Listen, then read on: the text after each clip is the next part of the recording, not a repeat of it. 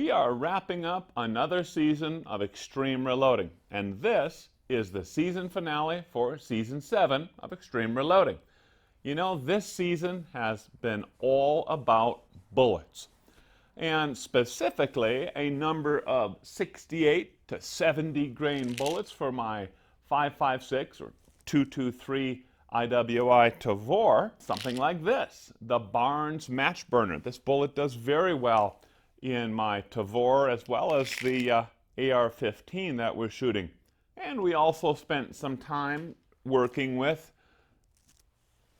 these 90 grain OTM open tip match Lapua Scanner L bullets for my 243 Winchester. I was shooting my Ruger number 1 with these bullets, and they have worked out pretty well for me also. And then we spent a lot of time with the 308 Winchester Ruger precision rifle using bullets of 168 grains. Every one of those bullets that we used, we ended up using 6 different bullets. But like this Sierra tipped Match King, hey, that's the king in my book. And I know there are folks out there who say that the polymer tip hasn't quite proved itself yet, but it's doing pretty darn well for me. And we've done quite a bit of work with this over the years and in this season also. You know, we looked at measuring bullets and sorting them to improve consistency. You know, we're going back all the time, frequently, going back to Major Plaster's adage, consistency equals accuracy. So if we can make every round as consistent as possible, we're squeezing that trigger as consistently as possible, the sight picture is as consistent as possible, well then in theory we should end up having those bullets fly through the same hole every time. That doesn't happen. That doesn't happen all the time, every bullet going through the same hole. But you know, in this season of Extreme Reloading we did see, and lucky I had the cameras running downrange on that target, because we did have, once again, 2 bullets fly through the same hole and just barely open up that hole just a little bit larger. You know, if I didn't catch that on film, I probably would have thought, did I pull it so bad that I'm completely off target? But that was really cool, and I'm happy we did catch that on target. But back to the point, consistency equals accuracy. So I spent quite a bit of time sorting bullets to make sure they were as consistent as possible. One of the easiest ways to sort our bullets is by weighing them and sorting them, weighing them out to 1/10 of a grain. Notice they will vary, but what we did find is that it didn't seem to matter too much. There is a threshold or tolerance to many of these sorts of things. When we get down to this minutia of measuring and trying to achieve this consistency here, there, and everywhere, sometimes a little bit of extra consistency doesn't seem to make much difference. And the other thing that we were doing for our bullet measuring and sorting is we were using the Hornady bullet comparator kit. I like this little kit. Seems to do a pretty darn good job for me, and in fact I think, and what we saw, is that the repeatability of our measures,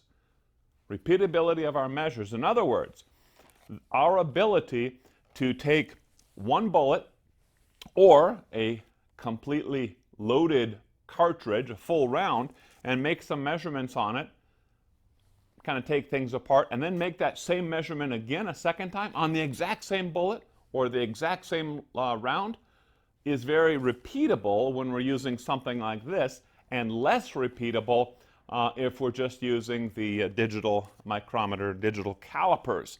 Why is that? Well, it became especially apparent on those open tip match bullets that there is some metplat inconsistencies, and that makes measuring consistently or uniformly very difficult, or much more difficult, or it reduces our consistent measurability. So I've started using this a lot more than what I have been doing in past years, and I like to measure to the ogive. hey, I learned a new word or a new phrase this season. I was previously talking about the combined overall length and caveating that to the ogive. But what I learned is that the term is CBTO, cartridge base to ogive. So thanks for one of our viewers for sending that in. In all my years of reloading, I've never heard that. And so you can teach an old dog some new tricks. So while we improved the consistency of the bullets that we were loading and effectively the rounds, the cartridges that we were loading, as I alluded to earlier, it really didn't make too much difference. So as long as the weight of that bullet does not vary tremendously, probably it's going to have to be about a half grain difference before we'd even see a difference on target. So there's those tolerances. And also what we noticed is that the lengths of those bullets can vary slightly, to a thousandth or a 2,000th of an inch, and really doesn't make much difference or any measurable difference, noticeable difference on the target. Well, and one more thing I should mention about all these sorts of measurements and also the combined overall length. In fact, the traditional way of measuring combined overall length is from the cartridge base to the tip of that meplat or the tip of the bullet. So there's still a very good application for that measurement, and that is simply to make sure that that loaded round fits into your magazine. When we're using these magazine-fed rifles, that is a limiting factor regarding how far we can pull that bullet out and try to get it closer and closer to the land. So we're going to talk more about that little experiment in just a little bit. So the lesson learned from episodes 2 and 3 of Extreme Reloading was that, while this very meticulous sorting of bullets by length and by weight really didn't seem to make much of a difference, or that it seems not important, I'm not really saying that, but what I'm saying is that it plays a much smaller role relative to other things that are impacting our group size and the precision of our rifles. Now, one emerging factor that I certainly want to look into more in the future is neck tension and chamber clearance. Now, neck tension, we spent a lot of time looking at that a couple of seasons ago, but we really didn't talk much or do much with what we call chamber clearance. I am going to be looking at that a lot closer because I think that may be one factor that does play a larger role than some of these other things we've been looking at this season. Then about halfway through the season, well, it was episode number 6, we started shooting a bunch of different .308 bullets through my Ruger precision rifle, 168 grain bullets in particular. Bullets like this, Sierra tipped Match King again.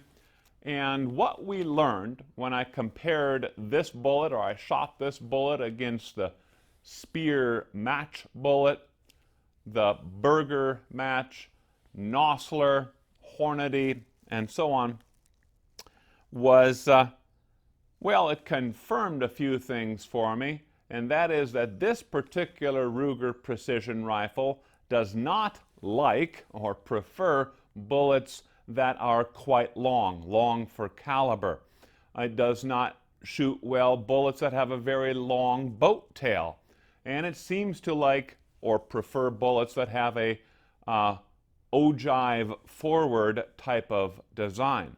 So that made me start looking for, hey, the ideal bullet must be a short bullet, a very short boat tail, ogive forward design, all these different factors. And what I found was the Spear Gold Dot 168 grain bullet. But before I even found this bullet on the market and found it in stock somewhere, I did a little bit more experimentation with my 243 Winchester and this particular bunch of bullets, these Lapua Scanner Ls. And what we did here is, recall I talked just a little bit ago about the magazine limiting how we can develop a bullet so that it is seated closer and closer, whatever, to the lands. Magazine certainly limits that ability, but a single shot rifle like the Ruger #1 has no such limitation, so I wanted to experiment with bullet jump, and that's exactly what we did. We started seating a bullet just 2/100ths off of the lands, and then we started backing those things out, and what we found out is that this particular rifle did very well with that bullet seated very, very close to the lands. In fact, there was a nice strong linear regression type of relationship, or a linear relationship, between bullet jump and the precision of those bullets. That was kind of an interesting experiment. We did that in episode 7. But as you pull that bullet further and further and further out of the neck, you increase the likelihood of introducing runout. In other words, the bullet isn't straight as it's sitting in that case, and then it doesn't enter the lead area or the throat area in a straight fashion, and that can, in theory, affect your accuracy and your precision of those rounds. So we did a little experiment with that, and once again we found that there is a tolerance. I purposely segregated some rounds where 5 of those rounds, I think it was, 5 of those rounds had almost absolutely perfect concentricity. In other words, 0 runout. I mean, they were so tight, it was incredible. And then I had another 5 rounds that I purposely segregated out, and those things varied by almost 0.02 of an inch of runout. Shot those groups, not much difference at all. And statistically, they weren't different whatsoever. So, again, here we see some tolerance building in to this overall picture. Some of these factors certainly are important, but they have a bit of play to them. And as long as we keep our bullet runout to less than 0.02 of an inch, we're just fine. Just fine. And at that time, I did find the Speer Gold Dot available, so I bought a bunch of those bullets. And because that bullet is so different than my Sierra-tipped Match Kings and some of those other 168 grain bullets that I have been shooting, I decided to work up the load anew. And the reason I say it's so different, yes, it's still a 168 grain bullet, but it is really, really short. It's 1.1 inches in overall length. So I spent some time working up that brand new load, and what did I find? The optimal charge weight was pretty much identical, within 1/10 of a grain of what I've been using for years. So I said, okay, fine. So then I started working with bullet seating depth. The fact that this is a shorter bullet gave me a little bit more play inside the magazine to move that bullet out, move it in a little bit. Well, I was just seating it further and further out to see what the effect was. And that was also very interesting. I did not see an effect where the closer I moved that bullet, or the closer I seated that bullet to the lands, that my precision increased. I did not see that. In fact, what I saw was a response curve that followed a parabolic curve, or a power type of curve. Notice how this looks, sort of like a smile, sort of like a horseshoe. And it is also a strong relationship.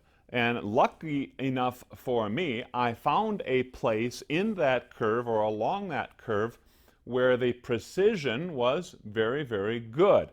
And in fact, what we found is that the Speer Gold Dot did best with a 0.106 inch jump to the lands, even when compared to rounds seated much, much closer, 0.09 inches. Now, why is this? I am really starting to think that when we see that a bullet performs very well as it's seated close to the lens, that it may not really be doing so well because it's close to the lens, but rather it may have all to do with barrel harmonics. You know, we talked a lot about barrel harmonics, talked about it some this season, and in previous seasons we talked about barrel harmonics. And a lot of folks are very aware of barrel harmonics. You know, years ago there was a huge discussion about free-floating versus glass bedding. And what was that all about? It was all about barrel harmonics. So it's very well established that barrel harmonics play a very important role in the precision of a given rifle for a given load. So I'm not so convinced that it's all about bullet jump and you got to get it as close as possible to the lens. I think what is really happening is you are changing the barrel harmonics, and at some point, as that bullet is being seated differently, regardless of where the lands are, that you are finding a nice harmonic node for that rifle, and that is probably why it shoots so well seated in such a way. That would also explain why I saw this parabolic type of response curve for my Speer Gold Dots in this particular rifle. So this is a very interesting topic to me, and I'd really like to hear any of your input on this, any experiences you've had that may confirm what I'm thinking or may contrast with what I'm thinking. So go ahead and pop your ideas into the comment section below. I'd really like to hear from you and maybe have a little conversation with you to see how your experience matches up or not with mine. So as I was doing all this testing at 100 yards, developing that brand new, well, what I thought would be a brand new load for the Speer Gold Dot, it really looked promising. It was pretty much coming in at 1 MOA or less, really, kind of punching some nice groups. And so I decided to challenge the king, the Sierra Tipped Match King. And I put the Speer Gold Dot head to head with the Sierra Tipped Match King. We fired 2 groups at 100 yards, 2 groups with the Speer Gold Dot, 2 groups with the Sierra Tipped Match King. Did them in an inverted order, let some barrel cooling happen. And, at 100 yards, it was clear that that Ruger precision rifle really loved the Speer Gold Dot. And the Speer Gold Dot, in both cases, was beating my King, Sierra Tipped Match King. But then I said, I'm out here at the range, I'm out here at the big range, I'm gonna go ahead and move out to 200 yards, move my target to 200 yards. And I'm really, really happy that I did that because the Speer Gold Dot kind of started to fall apart. At 200 yards, it just did not stack up to the Sierra Tipped Match King. And I thought maybe that was a fluke. Maybe just something happened with that particular set of 5 rounds. Maybe it was me for some reason, I don't know, but let's do a little bit more. So, not on camera, but I've been out twice more, 2 more times, and kind of repeated that same thing at 200 yards, and in both of those cases, the Speer really opened up and has not beat the Sierra Tipped Match Kings yet. So I think there really is something to that. I was all excited. Hey, we got this bullet is performing so well. It looks like the ideal bullet. Well, it is an ideal bullet in that Ruger precision rifle out to about 100 yards. We step it beyond that, and then that shape, and that sleek shape of the Sierra Tipped Match King, its high ballistic coefficient, really starts showing through, really starts shining and giving it the advantage. So I'm not moving from the Sierra Tipped Match King. I'm going to keep shooting that bullet. I'm going to keep fine-tuning that bullet to see if I can make it shoot better and better and better. And I've been keeping track and actually put together a bunch of records for the Sierra tipped Match King. And I've got 250, 270 some rounds recorded just with 5-shot groups for the Sierra tipped Match King. And overall, with all those different groups that I've fired, and its precision ranges from about that 0.7 when everything is going just right, that includes me shooting the thing just right, out to about 1.3 MOA sized groups. Now, 1.3 MOA group is nothing too much to write home with regarding a precision rifle, but these groups are some of these kind of wild, extreme experiments that I've been doing over the years to see, hey, what does this do and what does that do? And if I would kick out all the high, really, really poor groups that were a result of some experiment that really didn't go very well, I'm sure that precision measurement of that Ruger precision rifle would drive down. We're probably sitting at about 1 MOA to be very realistic and practical about it. In episode 13, just a couple of weeks ago, we returned once again to the 243 Winchester, and I fine-tuned that load. You know, when I moved that bullet seating out so far, that certainly changed the burn chamber inside that round or inside that case. And so I thought I would work up the load one more time. That's that final bit of fine-tuning. And what we found out is that I ended up with about a 20% improvement in the precision of my groups. So I'm happy I did that as well. Lastly, I've been tracking my group sizes when I shoot off the bench versus when I shoot prone. And you know, at this point, I'm actually shooting better from prone than I am off the bench. So I think I'm going to spend more time off the bench and in that prone position. I'm interested if you're seeing the same thing, that you can shoot equally as well or sometimes, hopefully, better off prone than you can off the bench. Well, that wraps up Season 7 of Extreme Reloading. I know quite a number of you are pretty darn loyal subscribers and viewers of Extreme Reloading, and I always appreciate that. A lot of times I see your comments, and those are great to hear, great to see. And so I encourage you, please keep watching our stuff. We've got another season coming up. We're not quitting yet. And this next season is going to be focused on what I'm calling reloader voodoo. Some of these myths that we hear, maybe sometimes myths that I think are truths, I'm going to be testing those things. I'm going to be testing a bunch of myths and reloader voodoo to see if this really matters or if that really matters. I'm sure we'll find out that in some cases this voodoo is the real do, and in some other cases we'll find out it just doesn't matter. I don't know how it's all going to turn out, but I'm looking forward to it, making those videos, and I hope to see you next season.